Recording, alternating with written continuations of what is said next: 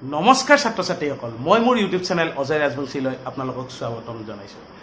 মই আজি কথা পাতিম কম্পাৰ্টমেণ্ট এক্সাম। যিসকল ছাত্ৰ ছাত্ৰীৰ 3টা ছাবজেক্ট বা 2টা ছাবজেক্ট বেয়া হৈছে মেট্ৰিক এক্সামত, য'ত সেইসকল ছাত্ৰ ছাত্ৰীয়ে কম্পাৰ্টমেণ্ট এক্সাম হ'ব নে নহয় তেওঁলোকৰ মনত এটা আক্ষেপ চলি আছে। সেই কথাটোৱে মই ক'ব বিচাৰোঁ যে কম্পাৰ্টমেণ্ট এক্সাম য'ত নহয় বুলি আমাৰ সেৱা বা অসম চৰকাৰৰ পিনৰ পৰা কোনো তেনেকুৱা আপডেট একো অহা নাই। বৰ্তমান সময়ত তেওঁলোকে ভালকৈ সেই গতিত পঢ়ি যাওক আৰু ধুনীয়াকৈ তেওঁলোকে মনটো বেয়া নকৰি আৰু মানে যিটো লাইনত পঢ়ি আছে সেই লাইনত পঢ়ি যাওক, মন বেয়া কৰিব নালাগে।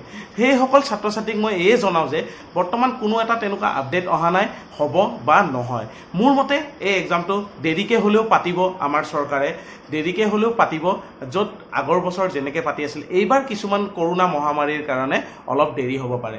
আপোনালোকে একদম টেনশ্যন নল'ব আৰু এই এক্সামৰ কাৰণে প্ৰিপেৰেশ্যন কৰি থাকক, কম্পাৰ্টমেণ্ট এক্সামৰ কাৰণে।